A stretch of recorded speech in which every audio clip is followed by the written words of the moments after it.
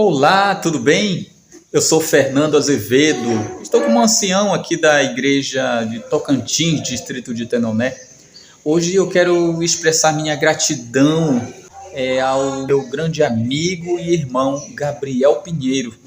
Gabriel, você tem sido uma pessoa assim inspiradora, no sentido de que nós tivemos uma parceria este ano e outros anos, a qual a gente tem contado com a sua participação, com pregação, com estudos da palavra e principalmente eu quero te falar sobre a importância do canal que você tem levado a mensagem, o Terceiro Elias Profético.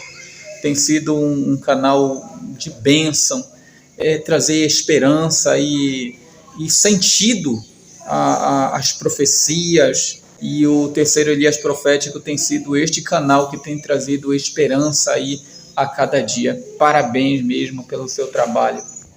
A todos, Maranata. Senhor, vem. Como é bom, irmão, saber que Deus está neste lugar.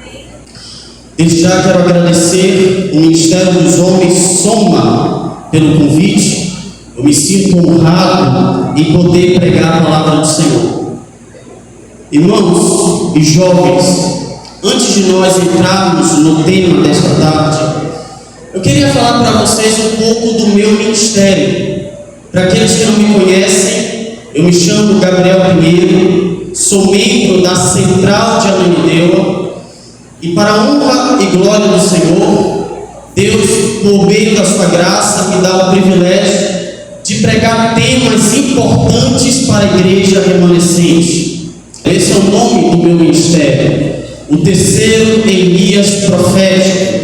E o intuito é trabalhar alguns temas essenciais, como reavivamento e reforma, eventos finais, a obra do Espírito Santo, o santuário, o plano da salvação, um tema que é polêmico dentro da igreja, a música na igreja remanescente, e trabalhar um pouco com jovens chamados para este tempo. Por que isso é importante, irmãos? Porque nós somos a igreja profética, nós somos a igreja da profecia. E nós que fazemos parte do remanescente, precisamos entender a nossa identidade. Porque Deus conta conosco para pregar a terceira mensagem angélica. Mas nós precisamos primeiro estar preparados. Caso a igreja queira que eu trate esse assunto, eu estou à disposição de cada um. Por favor, você que trouxe o exemplar da Bíblia Sagrada, abra no livro de Gênesis, capítulo 3. Nós vamos ler alguns versículos, porque esses versículos irão nos dar luz acerca deste tema. Gênesis, capítulo 3, versículo 15. Diz assim a palavra do Senhor: porém, inimizade entre você e a mulher, entre a sua descendência e o descendente dela. Este lhe ferirá a cabeça e você lhe ferirá o calcanhar. Vá agora para o capítulo 4, versículo 8 do mesmo livro, Gênesis capítulo 4, versículo 8. Caim disse a Abel, seu irmão: vamos ao campo. Estando eles no campo, Caim se levantou contra Abel, o seu irmão, e o matou. Vá agora para o versículo 17.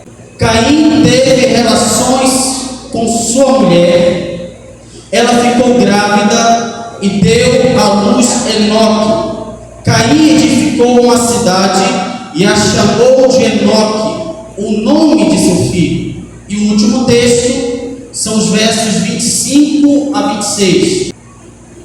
Adão tornou a ter relações com a sua mulher, e ela deu à luz um filho, a quem pôs o nome de Sete, dizendo: Deus lhe concedeu outro descendente em lugar de Abel, que Caim matou. A Sete nasceu-lhe também um filho, ao qual pôs o nome de Enos. Foi nesse tempo que se começou a invocar o que, meus queridos? Foi nesse tempo que começou a ser invocado o nome de quem? O nome do Senhor. Antes de nós entrarmos, permitam-me primeiramente apresentar algumas pessoas especiais que estão aqui conosco. Eu quero apresentar aqui o meu amigo Joilson. Se coloque de pé, por favor. Ele é lá da minha igreja central de Anandeu, uma saudação especial. Varão valoroso, estudante da palavra de Deus. Pode sentar. Aquela que é cooperadora no meu ministério, responsável pela música, Marissa, todos já conhecem, né? O meu pai, Elias Pinheiro, também todos conhecem, e também a minha maior alegria é de saber que minha mãe está aqui comigo. Se coloque de pé, minha mãe, para que a igreja possa lhe conhecer. E desde já, irmãos, quero agradecer o carinho imenso que vocês têm demonstrado para comigo. À luz destes textos, eu quero tratar com vocês o tema na contramão, vivendo a fé numa geração confusa. Deus nos pede para sermos diferentes. Deus nos pede para que venhamos representar o seu caráter nessa terra.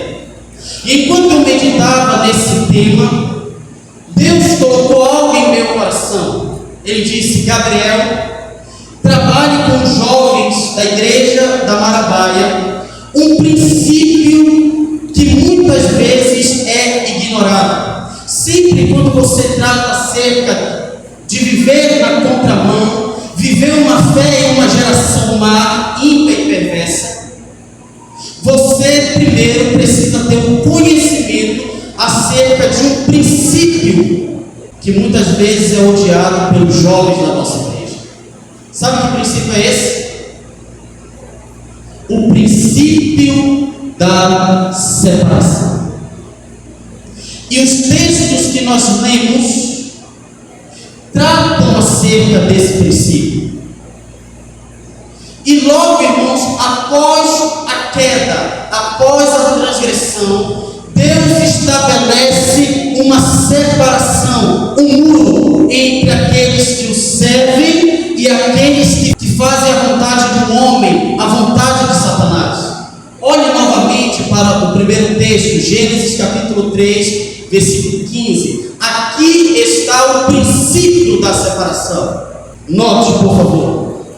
Porém, inimizade entre você e a mulher, entre a sua descendência e o descendente dela. Este lhe ferirá a cabeça e você lhe ferirá o calcanhar. Quando nós lemos esse texto, o que é que vem na nossa mente? O que é nos falado? O que é nos explicado sempre quando se lê esse texto? É que aqui, nesta passagem, nós podemos encontrar o proto-evangelho. O que significa proto-evangelho? É o primeiro evangelho, é o primeiro anúncio, são as boas novas acerca da vinda do Messias. E não está errado. Só que alguns estudiosos, analisando a língua original, eles percebem também neste versículo Deus separando dois grupos. Isso está tão explícito que há uma tradução na nossa língua portuguesa que troca o termo descendente por descendência da mulher. E a nova versão internacional, conhecida como a NVI 23. Veja como eles traduziram esse texto. Porém, inimizade entre você e a mulher, entre a sua descendência e a descendência dela, que ferirá a sua cabeça, e você lhe ferirá o calcanhar. Na sua tradução, que é a ARA, ou a Nova Almeida, ou a NVI antiga, que é a NVI de 2010, traz o descendente. Mas há uma possibilidade também desse termo ser traduzido por descendência. E há um PhD no Antigo Testamento, Richard Hughes, ele vai dizer acerca destas primeiras palavras: porém, inimizade entre você e a mulher. Comentando estas palavrinhas de Deus à serpente, ele vai dizer o seguinte: entende-se além da mulher para todas as gerações futuras. Porque eu tenho entendido, logo de primeira, muitas vezes é interpretado na sua literalidade. É Deus falando o seguinte: olha, serpente, eu vou pôr inimizade. Toda vez que o ser humano olhar para você, animal, olhar para você, ele vai sentir medo. Só que quando nós vamos para o Novo Testamento, João vai dizer que Satanás nada mais é do que a antiga.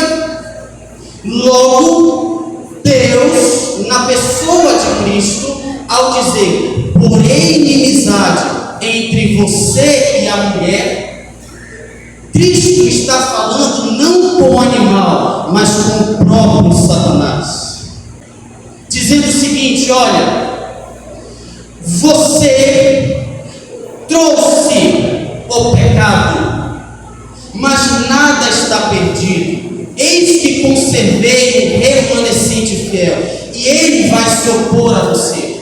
O que sair desta mulher são aqueles pelos quais eu virei. Eu vou vir da descendência da mulher, porque eu vou esmagar a tua cabeça. Então Deus já estabelece uma inimizade entre aqueles que servem a Deus, dentre aqueles que servem a Satanás. Na Bíblia de Estudo, Nova Almeida Atualizada, comentando esse texto de Gênesis capítulo 3, versículo 15, ele vai dizer o seguinte: o tema da descendência da mulher, isso aqui é um comentário bíblico, o tema da descendência da mulher inicia-se em Gênesis capítulo 4, versículo 25, com o nascimento de Sete. A partir daí, o restante do livro de Gênesis traça a linhagem dos descendentes de Sete, observando que ele fatalmente desembocará em um rei por meio do qual todas as nações da terra serão abençoadas. Por que eu tive que explicar tudo isso? Porque eu quero que a sua visão, a partir de agora, se amplie. Porque após Gênesis capítulo 3, versículo 15, você percebe a inimizade sendo estabelecida. Dois grupos de pessoas. Quando você sai do capítulo 3 e vai para o capítulo 4, você se depara com a história de dois jovens. Qual é o nome desses jovens, irmãos? Logo no capítulo 4 do livro de Gênesis: Caim e Abel. A Bíblia diz que Deus pede sacrifício para ambos. Só que Caim, querendo fazer a sua própria vontade, além dele levar um cordeiro, ele leva frutos. Por meio da decisão de Caim, por meio das escolhas de Caim, ele se torna um descendente da serpente. Por outro lado, Abel, depositando a sua fé no descendente que esmagaria a cabeça da serpente, além dele trazer os frutos, além dele fazer a sua vontade, ele traz o que? Para o altar? O cordeiro. E a Bíblia diz que Deus olha para aquelas duas ofertas e ele se agrada de uma, que é a oferta de Abel, e a de Caim ele rejeita. Caim fica tão irado, com tanto ódio de Abel, que precisou Deus dizer para ele: olha, se você quer ser aceito, faça o bem, faça a minha vontade. Mas Caim deixou ser dominado pelo ódio. E ele chama o seu irmão Abel para o campo para o vale. E quando eles estão no campo, a Bíblia diz que Caim pega o objeto e mata o seu irmão. Ele ceifa a vida do seu irmão. Comentando este relato, a serva do Senhor diz o seguinte: Caim e Abel representam duas classes que existirão no mundo até o final do tempo. Então, você está percebendo, desde a profecia de Gênesis 3,15, que Deus iria pôr inimizade entre os descendentes da mulher e os descendentes da serpente. A partir desta profecia, nascem duas pessoas que vão colocar em prática essas profecias: Caim e Abel. E estas duas classes existirão até o final do tempo. E a pergunta é: de qual classe você faz parte? De qual grupo você faz parte? A classe de adoradores que segue o exemplo de Caim inclui a grande maioria. Aprenda a ser minoria nesse mundo. Vamos para o tempo ali do profeta Elias. Deus chega para Elias e diz: e meu profeta, diante da apostasia eu conservei 7.000. Só que 7.000 é um número pequeno para uma nação toda que se apostatou. Em toda a história do planeta Terra, até a vida de Jesus, a maioria são aqueles que seguem o exemplo de Caim, desde o tempo de Adão até o presente. O grande conflito tem sido com referência à obediência à lei de Deus. O assassínio de Abel foi o primeiro exemplo. Olha o que ela diz. O assassinato de Abel, a morte de Abel, foi o primeiro exemplo da inimizade que Deus declarou que existiria entre a serpente e a semente da mulher. Entre Satanás e seus súditos, Cristo e seus seguidores, por meio do pecado do homem, Satanás ganhara domínio sobre a raça humana. Mas Cristo habilitaria a sacudir este jugo. Irmãos, eu me lembro de certa feita, lendo aquilo que o príncipe dos pregadores disse à sua igreja, tratando acerca das palavras de Jesus: vocês são o sal da terra. Ele vai dizer o seguinte. E quem é esse príncipe dos pregadores? Charles Haddon Spurgeon, talvez alguns aqui conheçam. Charles Haddon Spurgeon disse o seguinte: Deus não chamou vocês para ser o caramelo da terra. Deus não chamou vocês para ser o chocolate da terra. Deus chamou vocês para serem sal, a tal ponto dos ímpios não engolirem, mas cuspirem. Por quê? Porque nós somos chamados para incomodar aqueles que estão nas garras de Satanás. Não o que vocês cantaram: o meu lugar no mundo é te anunciar, é ser o sal da terra. Quando quer que pela fé do Cordeiro de Deus uma alma renuncie o serviço do pecado, acende-se a ira de Satanás, esteja preparado para ser perseguido. A vida santa de Abel testificava contra a pretensão de Satanás, de que é impossível o homem guardar a lei de Deus. Quando Caim, movido pelo espírito do maligno, viu que não podia dominar Abel, irou-se de tal maneira que lhe destruiu a vida. E onde quer, isso aqui me faz tremer, os jovens, onde quer que haja um jovem, uma mulher, um homem, uma criança que esteja pela reivindicação da justiça da lei de Deus, o mesmo espírito se manifestará contra ele. Caim mata Abel. Deus chama Caim e diz o seguinte: onde está o teu irmão? Por acaso eu sou tutor do meu irmão? Disse Caim. Então Deus pronuncia algumas maldições. E Deus pôs em Caim uma marca, um sinal, para que ninguém pudesse tirar a vida deste rapaz. E a Bíblia diz que Caim sai da presença de Deus e vai para a terra de Nod.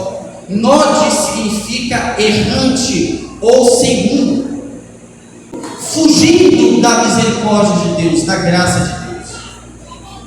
Passam-se os anos, Caim se casa com uma mulher, e por meio da relação sexual, a esposa de Caim dá à luz um filho, a quem ele chama de Enoque.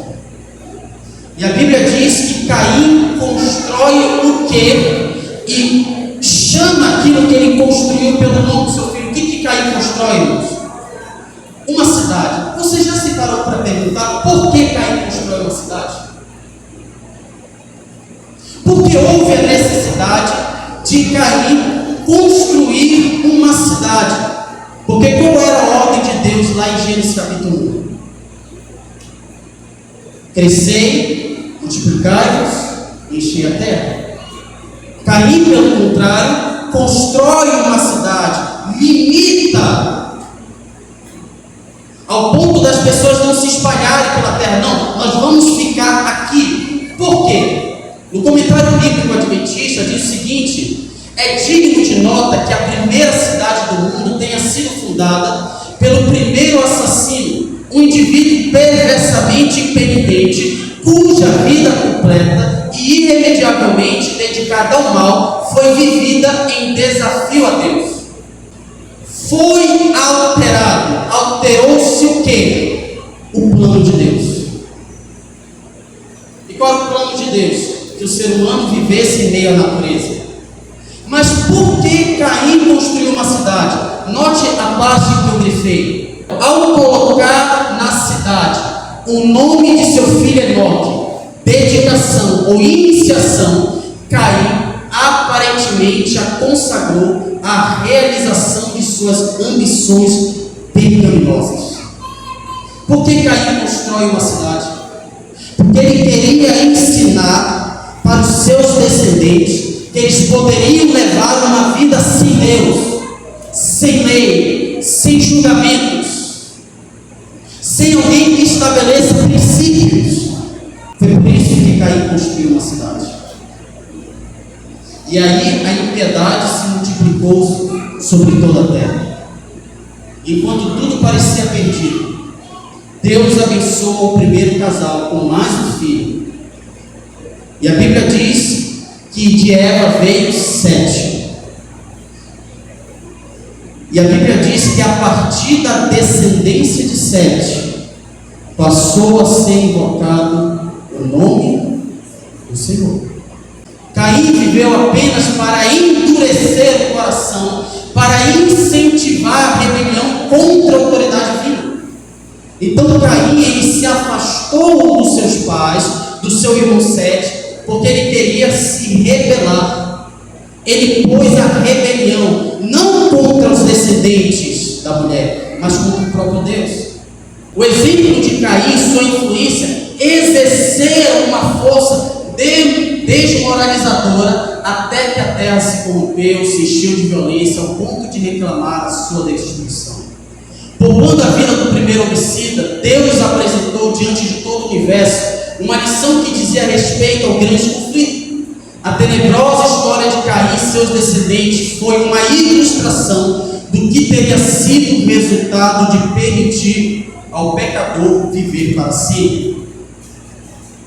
A paciência de Deus apenas tornou o ímpio mais ousado e desafiador em sua iniquidade.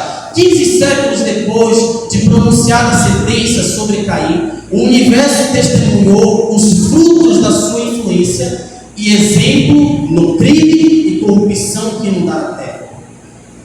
Enquanto os descendentes de Caim viviam sua vida pecaminosa, ímpia e separada de Deus,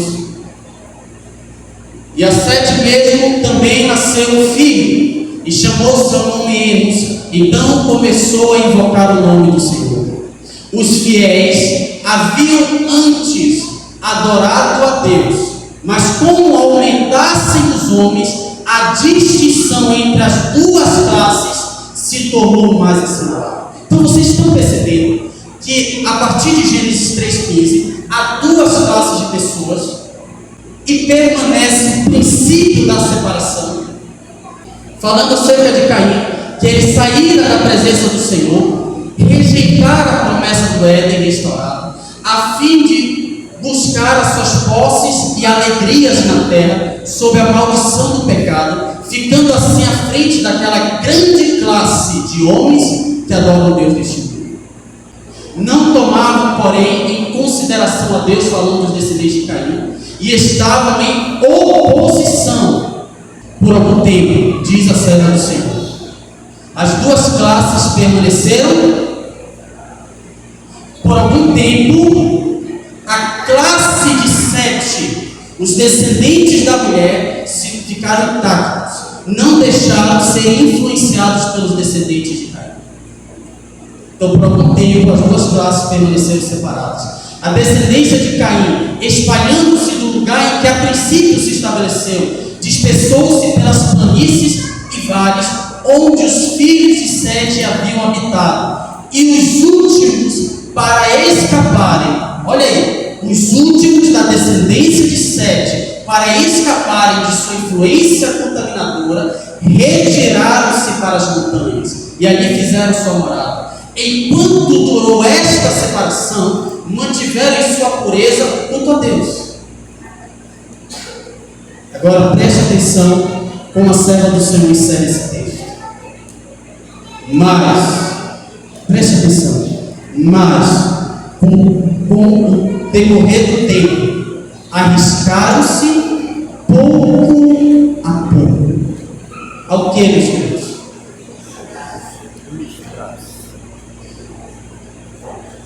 Se o mundo no tempo de Noé entrou em um caos moral e espiritual, foi porque os descendentes de Deus se misturaram com quem, meus queridos?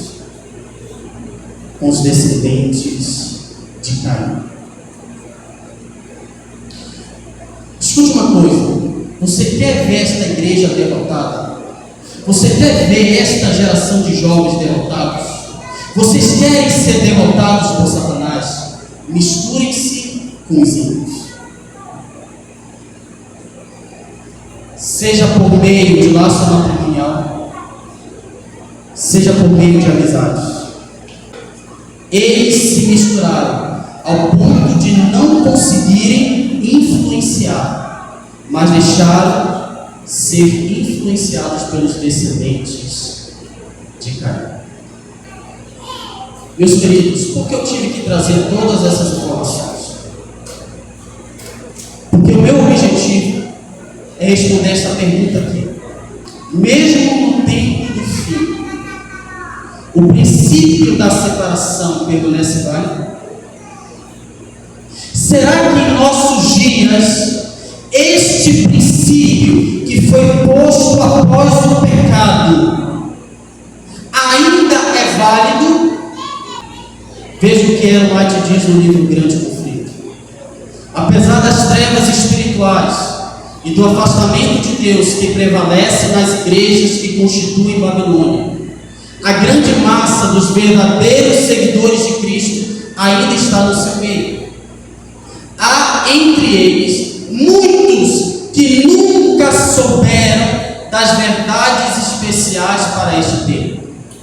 Muitos estão descontentes com sua condição atual e anseiam por mais luz. Procuram em vão a imagem de Cristo nas igrejas a que estão ligadas.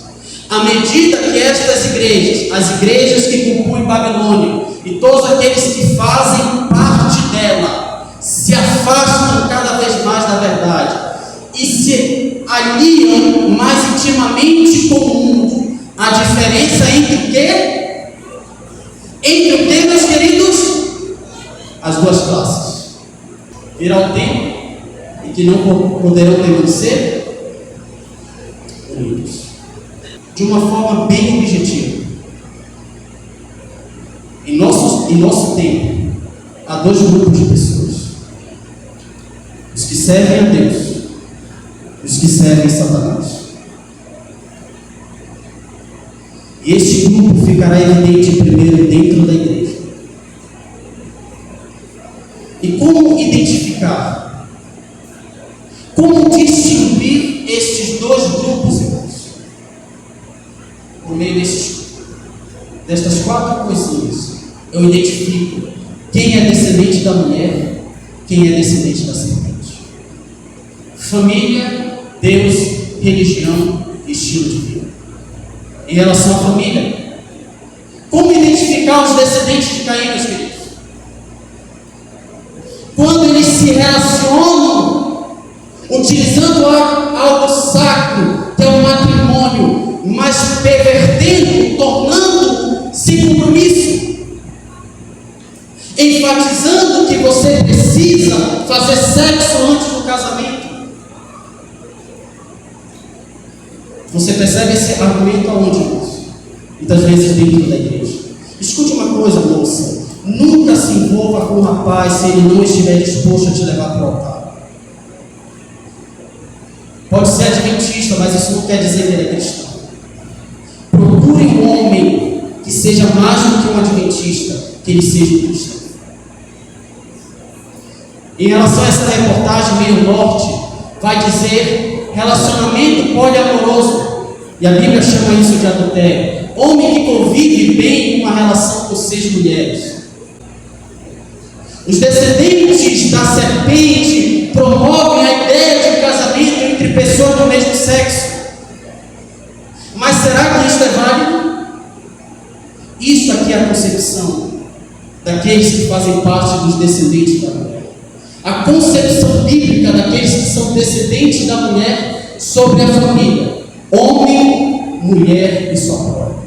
Longe disso é do diabo.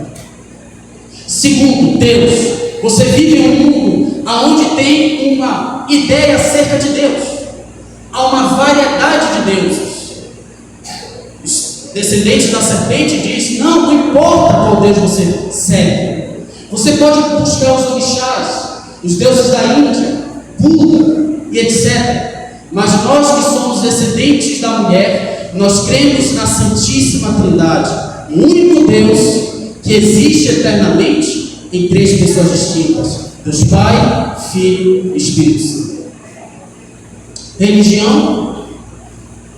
Em nosso mundo há 10.000 religiões. E os descendentes da serpente dizem: todos os caminhos conduzem. Mas os descendentes da mulher se apoiam nesses textos aqui: eu sou o caminho, a verdade e a vida. Só Cristo.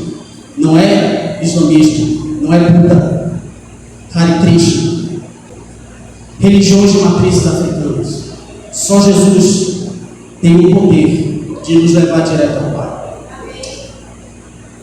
Quem são aqueles que fazem parte da religião verdadeira, obedecem os mandamentos de Deus, mantém fiéis aos testemunhos de Jesus. Quarto estilo de vida, nesses 2 âmbitos: rebelião e obediência. E como permanecer fiel em uma geração altamente confusa? Você precisa ter essas 3 coisas aqui. Você precisa ter discernimento espiritual, a sabedoria para discernir entre o certo e o errado, entre aquilo que agrada a Deus e aquilo que agrada a Satanás. Ellen White diz que aqueles que não sabem diferenciar o santo do profano, Deus pronuncia sobre eles uma maldição.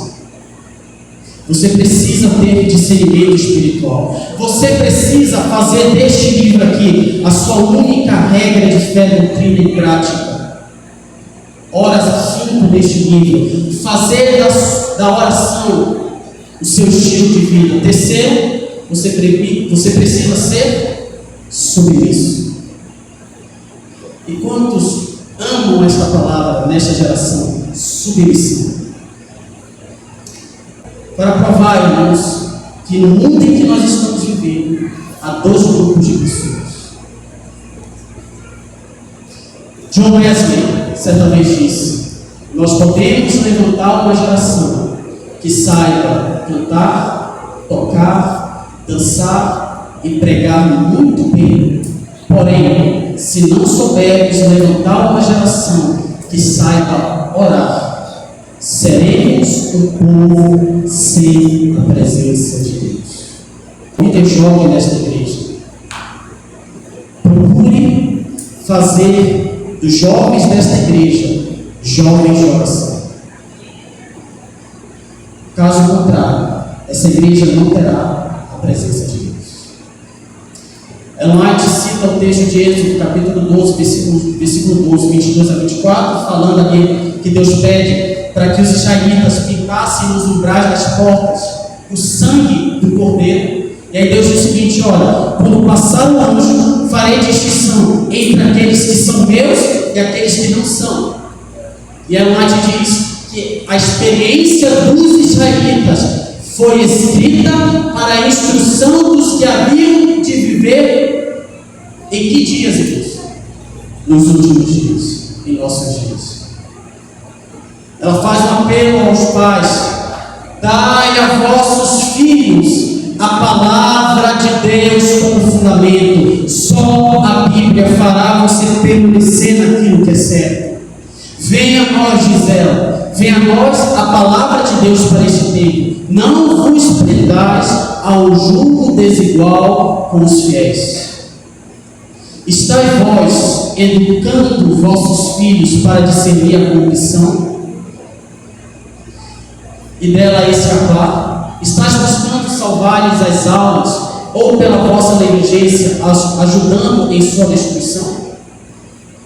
À medida que a verdade é introduzida na vida prática, a norma deve ser cada vez mais elevada, até estar à altura dos reclamos da Bíblia. Isso exigirá oposição às modas, costumes, práticas e máximas do mundo. Fazer isso, se separar daquilo que não agrada a Deus, requer coragem moral. Ou seja uma mulher, seja um homem de verdade, ao ponto de se separar daqueles que não agradam a Deus. Só podemos permanecer firmes se nossa vida estiver escondida por Cristo em Deus. Ao nos conformarmos inteiramente com a vontade de Deus, somos postos em terreno vantajoso e veremos a necessidade de decidida separação dos costumes e práticas do mundo. Os verdadeiros seguidores de Cristo terão que fazer sacrifícios, fugirão dos lugares de diversões mundanas, pois não encontram aí Jesus. E como eles fogem? Porque eles são obedientes à palavra. Os que querem ser adoradores do verdadeiro Deus devem sacrificar todo ídolo. E que ídolo é esse, irmãos? O mundo.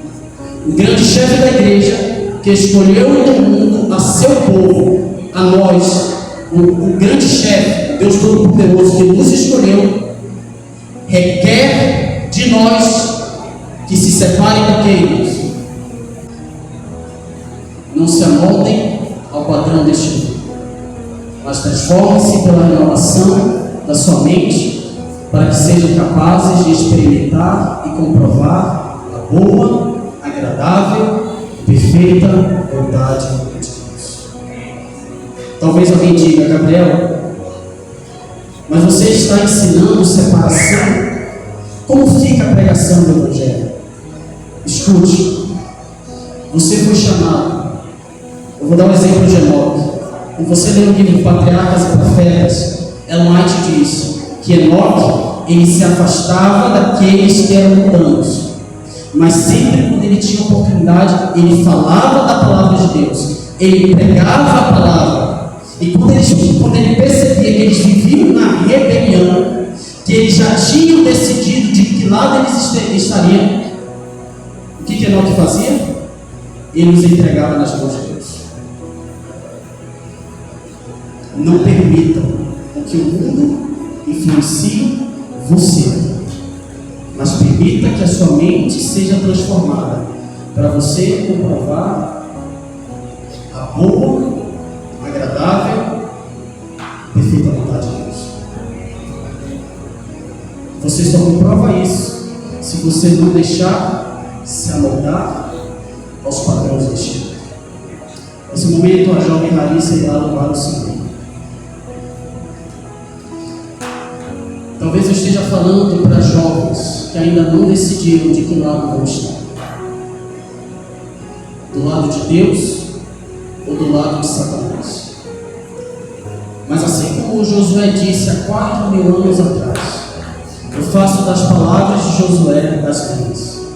Decidam hoje a quem vocês vão servir: aos deuses desse mundo ou o Deus que morreu na cruz do Calvário para libertar você.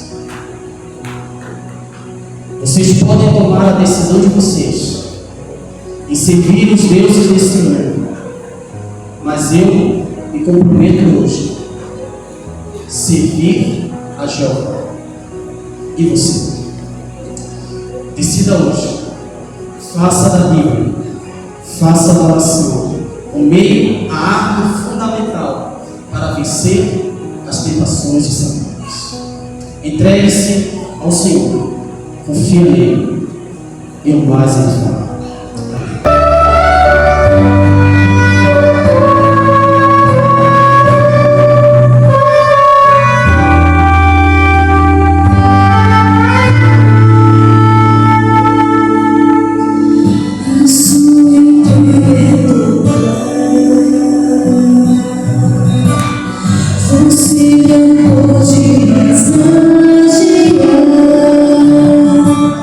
Jesus te deu ao seu coração, chamou o seu nome e você atendeu. Lágrimas, lágrimas e foi lavando qualquer depois.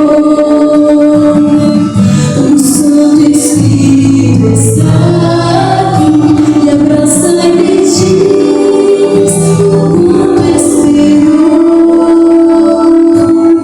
Sua vida vai desabrochar, vai sorrir, vai cantar, começando aqui por todo sempre.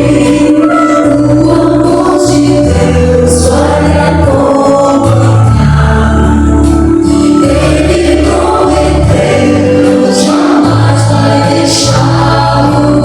Você não estará sozinho a vagar. Deus vai preparar.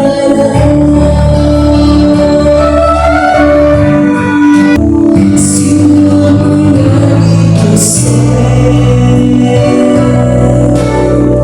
temores, dúvidas e pensar, Jesus ao seu lado vai estar pra completar o que começou. Sua vida vai desabrochar, vai sorrir, vai cantar, começando aqui por todo sempre. O amor de Deus vai acompanhar. Ele prometeu, jamais vai deixá-lo. Você não estará sozinho a vagar. Começando aqui por todo sempre. O amor de Deus vai acompanhar. Ele prometeu, jamais vai deixá-lo. Você não estará sozinho a vagar. Deus vai amparar.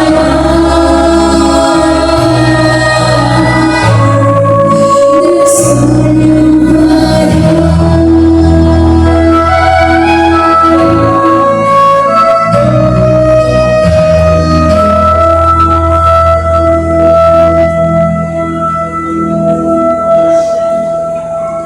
Eu não sei se eu voltarei a esta igreja mais uma vez, mas eu espero que esta palavra tenha alcançado o coração de cada jovem aqui que me ouviu nesta tarde.